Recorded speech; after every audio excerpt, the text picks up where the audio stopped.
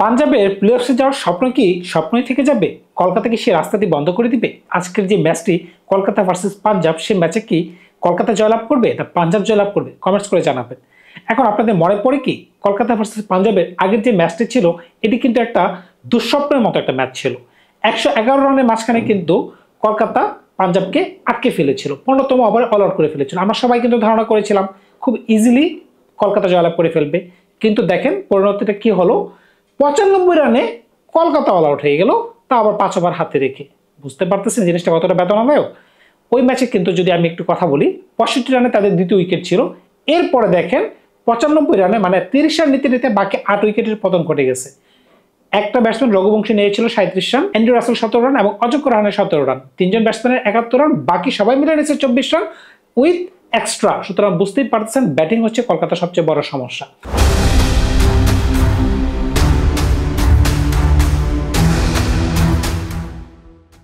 এখন পাঞ্জাবের কথা যদি বলতে হয়, এখন পাঞ্জাব কিন্তু সর্বশেষ ম্যাচ খেলেছিল আরসিবির সাথে। একটা ম্যাচ খেলেছিল আরসিবির মাঠে, একটা ম্যাচ খেলেছিল পাঞ্জাবের মাঠে। যেটা আরসিবির মাঠে খেলেছিল ওইটা পাঞ্জাব জয়লাভ করেছিল, আবার যেটা ঘরের মাটিতে পাঞ্জাব খেলেছিল ওইটা আরসিবির সাথে হেরেছিল। এখন আরসিবি কিন্তু গতকালকে বিধ্বংসী একটা জয় পাইছে। বিধ্বংসী কেন বললাম, আপনি যদি জশ হ্যাজেলউডের লাস্ট ওভারটি খেয়াল করে থাকেন, 19তম ওভার 6টি বলে 1টি উইকেট, সম্ভবত 2টি উইকেট 1টি run. Can you imagine that? আর রাজস্থানকে নিয়ে আপনারা কি বলবেন? তারা কিন্তু 3টা ম্যাচ টানা এমনভাবে হারছে, এটা কিন্তু মানে খুবই কষ্টদায়ক একটা ব্যাপার। আপনারা যদি খেয়াল করে থাকেন, দিল্লির সাথে তাদের 9টি রানের প্রয়োজন লাস্ট ওভারে, তারা এই খেলা জিততে পারলো না। 7 উইকেট হাতে ছিল, ধ্রুব জুরেল এবং শেরমান হেটম্যার ক্রিজে ছিলেন। পরবর্তী ম্যাচ লখনৌ সুপার জায়ান্টসের সাথে একই 9 রানের প্রয়োজন, আবেশ খান বোলিংয়ে, ধ্রুব জুরেল এবং শেরমান হেটম্যার খেলা জিততে পারলেন না। কালকে দেখেন 12 বলে 18 রানের প্রয়োজন, এই অবস্থায় তারা খেলা জিততে পারলো না, 11 রানের পরাজয়। সুতরাং বুঝতেই পারতেছে রাজস্থান কিন্তু 3টা ম্যাচ এমনভাবে হারছে, যদি তারা 3টা ম্যাচই জয়লাভ করতো তারা কিন্তু তারা টেবিল টপারদের সাথে সঙ্গ দিতে পারতো, কারণ তাদের 3টা জয় ছিল, 6 পয়েন্ট সম্ভবত বা 4টা পয়েন্ট, তারা কিন্তু অনেক উপরে যাইতে পারতো। এখন রাজস্থান ভুল করছে কোন জায়গায়? 2টা জায়গায় ভুল করছে। এক হচ্ছে আপনি জস বাটলারের মতো প্লেয়ারকে কিভাবে ছাড়লেন? ধ্রুব জুরেলের জন্য আপনি ছেড়ে দিলেন। ধ্রুব জুরেলকে আপনি 14 কোটি টাকা দিয়ে কিনছেন, 14 কোটি rupee. Can you imagine? Shimron Hetmyer ব্যাটে বলে লাগাইতে পারতেছে না। এবারের আসরে যদি আপনি চিন্তা করে থাকেন যে রাজস্থান রয়্যালস কেন ডুবে গেছে, শুধুমাত্র এই দুজনের জন্য। এই দুজন প্লেয়ার 3টা ম্যাচ হারাইছে। বুঝতে পারতেছেন রাজস্থান কোন পর্যায়ে থাকতে পারতো, এখন কোথায় আছে। বিশেষ করে একটা ওভার রাজস্থানের জন্য কালো হয়ে দাঁড়ায়। মিচেল স্টার্কের সুপার ওভারের আগের ওভারটা, আবেশ খানের লাস্ট ওভার, গতকালকে জশ হ্যাজেলউডের ওভার। বুঝতে পারতেছেন কালকে দেখেন আপনারা 9 ওভারে কিন্তু তারা 110 রান যখন চেস করতে নামছে 205 রানের টার্গেটে, এই খেলা তারা কিভাবে হারে? লাস্টে 12 বলের কথা চিন্তা করেন, 12 বলে 18 রানের প্রয়োজন রাজস্থানের, এই খেলা তারা হেরে গেছে। 1 ওভারে তারা 2 উইকেট হারাইছে, 1টা রান দিছে। এটা কি সম্ভব? তবে আরসিবির জন্য ভালো হয়েছে কি, তারা ঘরের মাঠে একটা জয় পাইছে। এখন তারা একটু ফ্লেক্সিবিলিটি বাড়ছে, কারণ কি তারা 12 পয়েন্টে এখন টেবিলের 3 নম্বর পর্যায়ে রয়েছে। এই জন্যই কিন্তু পাঞ্জাবের জন্য এখন সমস্যা। কলকাতার জন্য আরো মহাবিপদ। কলকাতা যদি আজকে না জিতে, তারা আনঅফিসিয়ালি বলেন আর অফিসিয়ালি বলেন একদম টিক চিহ্ন লেগে যাবে, তারা আইপিএল থেকে এবার 2025 সালের জন্য বিদায় নিয়ে যাবে। আপনারা যদি এবার আইপিএলটা খেয়াল করে থাকেন, টুর্নামেন্টের মাঝখানে কিন্তু সব উলটপালট হয়ে গেছে। মুম্বাইয়ের টানা ব্যাক টু ব্যাক জয়, এটা কিন্তু পুরো খেলাটাকেই অন্যরকম করে দিছে। তারা ছিল টেবিলের 9 নম্বরে, 12 দিন বা 10 দিনের ব্যবধানে তারা চলে আসছিল, গতকাল পর্যন্ত ছিল 3 নম্বরে। গতকালকে আরসিবি জেতার কারণে তারা টেবিলের 4 নম্বরে নেমে আসছে। সুতরাং বুঝতেই পারতেছেন আজকের ম্যাচটি যদি পাঞ্জাব জয়লাভ করতে না পারে, তাদের স্বপ্ন কিন্তু ভেঙে যেতে পারে। আবার যদি কলকাতার কথা আমি আগেও বলেছিলাম, যদি আজকের ম্যাচটি তারা হেরে যায়, তাইলে কিন্তু মনে করেন তাদের স্বপ্ন একবারে ধূলিসাৎ হয়ে যাবে। এখন কলকাতার সমস্যাটা কোন জায়গায়, সেটা কি আপনারা ভেবে পেয়েছেন? কলকাতার সমস্যাটা যে আমার হিসেবে যদি বলি, প্রথমত হচ্ছে তাদের ব্যাটিং অর্ডার ঠিক নেই। কেন বলতেছি, আপনি সলিল নারায়ণকে বছরের পর বছর ওপেনিং করাচ্ছেন, মেনে নিলাম ভালো সার্ভিস তিনি দিচ্ছেন, কিন্তু এখন তিনি ওই ধরনের পারফরমেন্স দিতে পারতেছে না। তাই আপনি তাকে দেন না।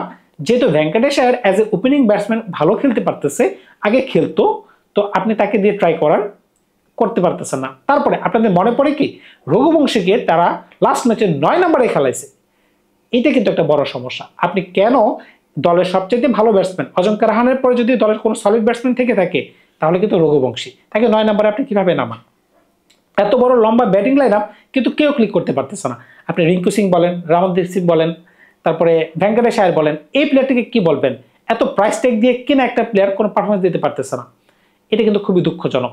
এখন আপনারা মঈন আলীকে খেলাইতেছেন, মঈন আলীকে আপনার কোন কি হিসেবে খেলাইতেছেন, তা আবার 9 নম্বরে 10 নম্বরে ব্যাটিং করাইতেছেন এই একটা পজিশনে, এটা কি তার ব্যাটিং পজিশন? এখন মঈন আলীকে যেহেতু খেলাচ্ছেন তাহলে আপনি মঈন আলীকে ওপেনিংয়ে পাঠাই দেন, নারিনকে নিচে নামান।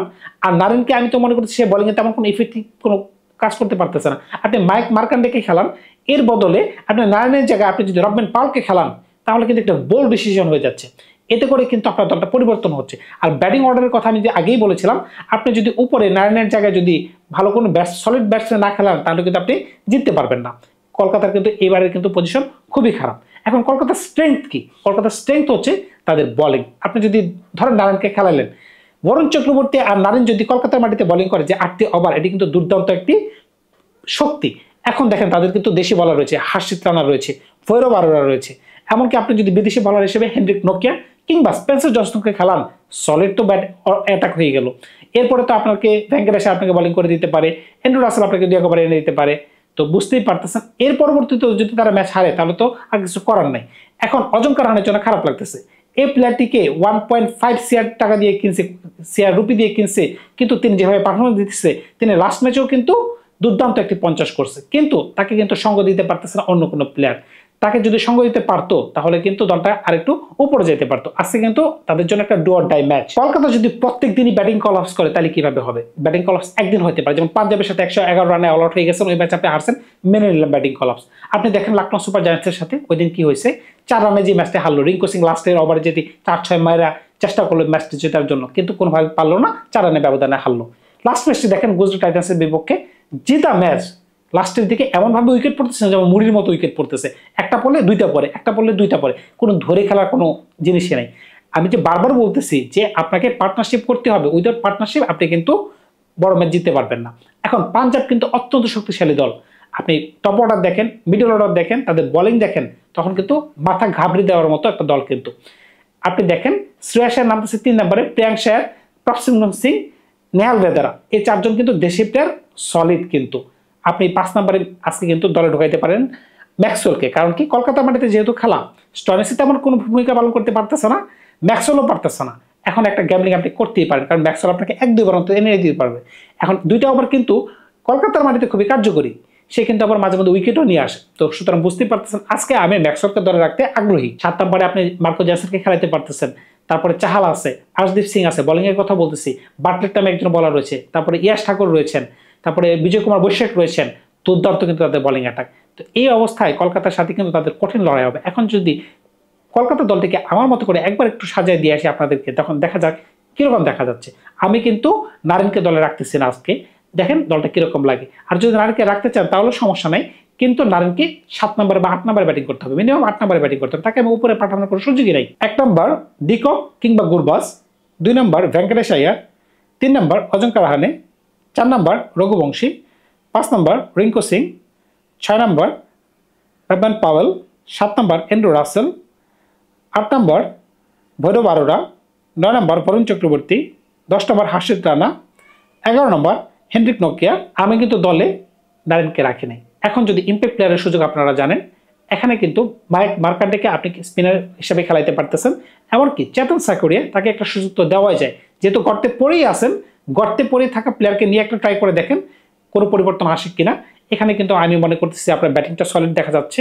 রবমান পাওয়েল কিন্তু ইন্টারন্যাশনাল প্লেয়ার এবং ওয়েস্ট ইন্ডিজের ক্যাপ্টেন, সুতরাং বুঝতেই পারতেছেন তাকে নিয়ে একটু গ্যাম্বলিং আপনি খেলতেই পারতেছেন। এখন যদি আমরা পাঞ্জাব দলটিকে একটু একটা নজরে সাজাই, তখন আপনারা বুঝতে পারবেন পাঞ্জাব দলটা আসলে কতটা স্ট্রং। 1 নম্বর প্রিয়াঙ্ক আয়ার, 2 নম্বর প্রসেনজিৎ সিং, 3 নম্বর শ্রেয়াস আয়ার, 4 নম্বর নেহাল বেদারা, 5 নম্বর জশ ইংলিশ, 6 নম্বর ম্যাক্সওয়েল কিংবা স্টয়নিস, 7 নম্বর শশাঙ্ক সেন, 8 নম্বর মার্কো ইয়ানসন, 9 নম্বর চাহাল, 10 নম্বর আর্শদীপ সিং, 11 নম্বর বার্কলেট, এক্সিয়ার বার্কলেট।